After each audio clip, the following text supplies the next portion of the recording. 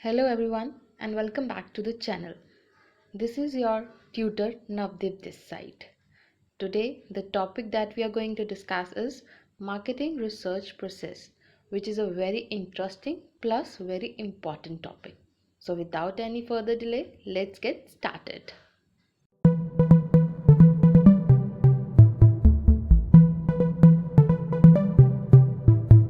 The very first point under the process of research is identifying and defining the problem. अब इसमें क्या कहा जाता है कि जब हमारी प्रॉब्लम हमें पता हो तभी हम उसका सल्यूशन निकाल सकते हैं। और ये भी कहा जाता है कि जब हमें अपनी प्रॉब्लम को बहुत नज़दीक से स्टडी किया हो, यानी कि हमें उस प्रॉब्लम का हमें बहुत अच्छे से पता है, तो इसका मतलब वो प्रॉब्लम जो है हाफ सॉल्व हो चुकी है। The first step in any marketing research project obviously to define the problem. अब ये जो स्टेप है need to be performed before moving on to anything else. Obviously हम सोल्यूशन पे कैसे जंप कर जाएंगे जब हमें पता ही नहीं हमारी एग्जैक्ट प्रॉब्लम क्या है। अब इसको अगर मैं बहुत ही लेमैन लैंग्वेज में समझाऊं, अगर हमें पता ही नहीं है कि हमारे किस पार्ट ऑफ द बॉडी में पेन है, तो हम कैसे किस डॉक्टर को जा कर के एक्सप्लेन करेंगे कि हमें क्या दर्द है क्या नहीं। पहले एक पेशेंट को खुद की प्रॉब्लम का कि कौन से बॉडी पार्ट में प्रॉब्लम है वो पता होना चाहिए, तभी फिर वो आगे डॉक्टर को बता पाएगा। और ऐसे में उसकी आधी प्रॉब्लम तो वैसे ही सॉल्व होगी जब उसने अपनी प्रॉब्लम को बहुत अच्छे से बता दिया। ठीक है। और ये भी कहा जाता है कि जितना प्रिसाइजली हम अपनी प्रॉब्लम को स्टडी कर सकते हैं उतना ही अच्छा होगा आगे के डिसीजंस लेने के लिए। ठीक है। और इसमें क्या करना है, आपने आपने इस प्रॉब्लम को अपनी रिसर्च प्रोजेक्ट में एज ए ऑब्जेक्टिव लिखना है कि ये प्रॉब्लम मेरा ऑब्जेक्टिव है, यानी कि इस प्रॉब्लम को सॉल्व करना ये मेरे रिसर्च का ऑब्जेक्टिव है। Second step is developing an approach to the problem. अब आपने प्रॉब्लम डिफाइन कर दी क्या थी। A researcher needs to develop an analytical approach to the problem, यानी कि कैसे उस प्रॉब्लम के सल्यूशन तक पहुंचेगा, क्या क्या टूल्स क्या क्या टेक्निक्स वो यूज़ करेगा। बेसिकली एक थेरेटिकल फ्रेमवर्क उसको शो करना होता है, क्या एनालिटिकल मॉडल्स होंगे, रिसर्च क्वेश्चंस क्या होने वाले हैं, हाइपोथेसिस क्या बनाएगा। अब बहुत से बच्चों को नहीं पता है कि हाइपोथेसिस क्या होता है। बेसिकली एक एजम्पशन होती है जो हम अपनी प्रॉब्लम को सॉल्व करने के लिए लेके चलते हैं। यानी कि मैं मान रही हूँ कि मेरे जो प्रॉब्लम का सल्यूशन है वो ये आएगा, और वो नहीं भी हो सकता, मैं मान रही हूँ कि होगा। तो इसी हाइपोथेसिस पे मैंने अपनी सारी रिसर्च कंडक्ट करी, और एंड में जाकर के जो रिजल्ट आया या तो वो मेरे हाइपोथेसिस के फेवर में होगा या नहीं होगा। हाइपोथेसिस इज बेसिकली एक प्रपोज्ड एक्सप्लेनेशन देना अपनी प्रॉब्लम के सल्यूशन की। ठीक है, कि ये स्टेटमेंट दे रही हूँ मैं, फ्यूचर में जा कर के ये सही हो सकती है। प्रपोज्ड है, पक्की नहीं दे दी है मैंने, अभी प्रपोज्ड है, यानी कि जैसे कहते हैं कच्ची स्टेटमेंट दे देना। ठीक है। अगला स्टेप है हमारा फॉर्मुलेटिंग रिसर्च डिज़ाइन। अब इसमें क्या कह रहे हैं कि जो हमारा रिसर्चर है उसे पता होना चाहिए कि जिस प्रॉब्लम के लिए वो सल्यूशन ढूंढ रहा है उसके लिए जो उसने डेटा कलेक्ट करना है वो कहाँ से करना है, किन किन लोगों से करना है। ठीक है, ये सब उसे पता होना चाहिए। और उसके बाद जब वो डेटा कलेक्ट कर ले, चाहे वो प्राइमरी डेटा है या सेकेंडरी डेटा है, उसको किस तरह से एनालाइज करना है या तोड़ मरोड़ करना है अपनी प्रॉब्लम का सल्यूशन ढूंढने के लिए। The issue of how the data should be obtained from the respondents. इसका क्या मतलब है कि अब मैं ही थोड़ी सारी रिसर्च अपने आप में एजम्पशंस करके कर लूँगी, है ना।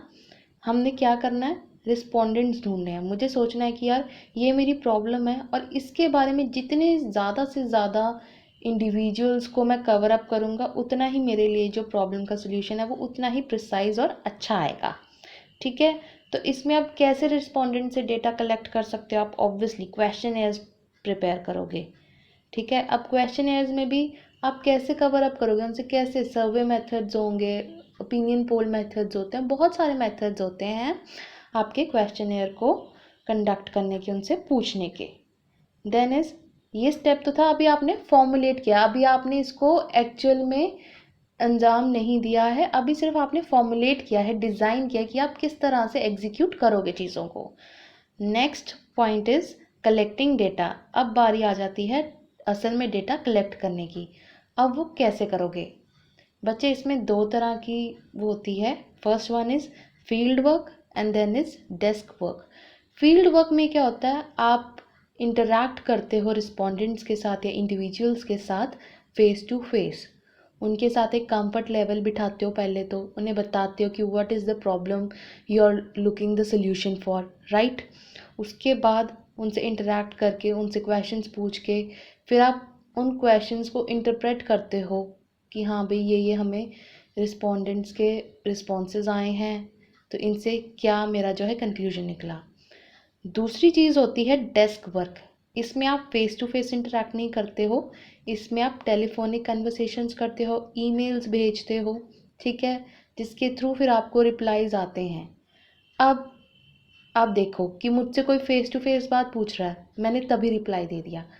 मुझे कोई मैसेज भेज रहा है, ईमेल्स भेज रहा है या टेलीफोन पे ऐसे मान लो मैसेज छोड़ रहा है, हो सकता है मैं उसका रिप्लाई थोड़े टाइम बाद दूँ या मैं भूल ही जाऊँ। बिकॉज़ हम सबको कहीं ना कहीं ये हैबिट होती है, हम ईमेल्स ऑन रीड ही छोड़ देते हैं, ठीक है।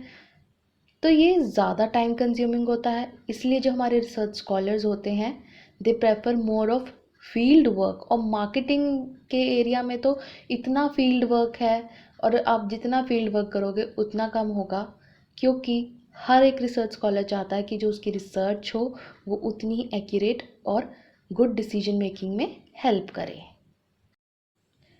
So the fifth point is analysing data. Problem भी डिफाइन हो गई, उस प्रॉब्लम तक कैसे पहुंचना है वो भी अप्रोचेस हमने लगा ली। फिर डिज़ाइन कर लिया कि जब रिस्पोंडेंट से और कैसे रिस्पोंडेंट से हमने आंसर्स लेने हैं अपने क्वेश्चंस के, ठीक है। फिर फाइनली हमने उनसे डेटा भी कलेक्ट कर लिया, पूछ लिए सारे क्वेश्चंस। अब उन क्वेश्चन जो है, उन क्वेश्चंस की फॉर्म को एक हमें पैराग्राफ फॉर्म में, पैराग्राफ से मेरा मतलब है कि एक पूरा हमें थियरी डेवलप करनी पड़ेगी, थीसिस डेवलप करने पड़ेंगे उससे, ये देखते हुए कि जो हमारी प्रॉब्लम थी क्या वो वाकई उसके आंसर्स मिले भी हैं हमें। इस जो हम अपने थीसिस डेवलप कर रहे हैं या पैराग्राफ्स लिख रहे हैं उसमें क्या हमारी प्रॉब्लम का सल्यूशन है, वो कैसे शुरू होते हैं। It is thus converted into a meaningful format so as to suggest answers to the initially identified and defined problems। वही जो मैंने आपको बताया, ठीक है। डेटा प्रोसेसिंग जो होती है दैट इज वो बिगिन होती है विद एडिटिंग और inspection of data for checking consistency in its classification and coding, ठीक है। The analysis of data represents the application of logic to the understanding of data collected। अब analyse क्या होता है, उसको समझना कि जो हमने डेटा कलेक्ट किया ये ना कि हमें खुद ही समझ में नहीं आया। एनालिसिस करना मतलब उसका यही होता है कि जो हमने डेटा कलेक्ट किया वो एक लॉजिक बना सके, इस वे में हम उसको एनालाइज करते हैं। लॉजिक बनाने से मेरा मतलब है कि जो प्रॉब्लम है उसके सल्यूशन तक वो पहुंच सके, वो लॉजिक बना सके, ठीक है। The aim of this step is to check whether the finding support the hypothesis made. यानी कि जो हमने शुरू में हाइपोथेसिस डेवलप करे थे जब हम अपनी अप्रोच कर रहे थे प्रॉब्लम को, ठीक है, कि कैसे प्रॉब्लम के सल्यूशन तक पहुंचना है उसको डेवलप कर रहे थे, तब हमने एक हाइपोथेसिस बनाया था कि या तो ये चीज़ ऐसे होगी या नहीं होगी, ठीक है। अब वो हाइपोथेसिस हमारा कितना सही निकला या गलत निकला ये पता लगता है जब हम अपने डेटा को एनालाइज करते हैं, उन क्वेश्चनर्स को एक थीसिस की फॉर्म में लेके आते हैं, ठीक है। Last step is preparing and presenting the report. अब सब कुछ हो गया, थीसिस बन गए, सब कुछ हो गया, ठीक है। The final stage is that of interpreting the information and drawing conclusions for the use in marketing business decisions. जिसके लिए हमने रिसर्च शुरू करी थी, जिसके लिए हमारी जो प्रॉब्लम खड़ी थी वो थी हमें मार्केटिंग डिसीजन लेना इस पर्टिकुलर प्रॉब्लम को लेके। सब कुछ हो गया, अब हमने बस रिपोर्ट तैयार करनी है कि हमने तो जी ये टूल्स लगाए, ये प्रॉब्लम थी, ऐसे इसका डेटा कलेक्ट किया, एनालाइज कर लिया। अब आपके सामने रिपोर्ट है सारी, देख लो, बहुत प्रिसाइजली स्टडी करी है, सल्यूशन मिला कि नहीं मिला, ठीक है। मतलब मैंने अपनी तरफ से सल्यूशन दे दिया, लेकिन क्या आपकी जो मार्केटिंग प्रॉब्लम थी उसका आपको सोल्यूशन मिला, क्या आप डिसीजन बना सके, ठीक है। और ये भी कहा जाता है ये कोई एहसान नहीं है कि हमने करके दे दिया, नो। मार्केटिंग रिसर्चर्स जो होते हैं उनका एम ही यही होता है कि वो हर एक प्रॉब्लम का जो है बहुत ही अच्छा और अंडरस्टैंडेबल सोल्यूशन निकाल के दें, ताकि मार्केटिंग डिसीजंस जो हैं बहुत अच्छे लिए जा सकें। तो अब यही कह रहे हैं कि the presentation of the report जो बनाई है वो एक तो टेक्निकली एक्यूरेट होनी चाहिए और अंडरस्टैंडेबल होनी चाहिए। ऐसी नहीं है कि इतनी टेक्निकली बना दी कि जी ये तो समझ ही नहीं आ रही, नहीं, अंडरस्टैंडेबल होनी चाहिए। और उसमें जो भी आप मेथड्स वगैरह यूज़ करो, जो भी, ये सब कुछ बहुत क्लियर होना चाहिए। ओके, सो फ्रेंड्स, ये थे हमारे total 6 steps in marketing research process. मैं उम्मीद करती हूँ कि आपको ये बहुत अच्छे से क्लियर हुए होंगे। ऐसे ही और इंटरेस्टिंग टॉपिक्स के लिए जुड़िए रहिए ट्यूटोरिंग क्लब के साथ। Till then, take care, bye bye and thank you.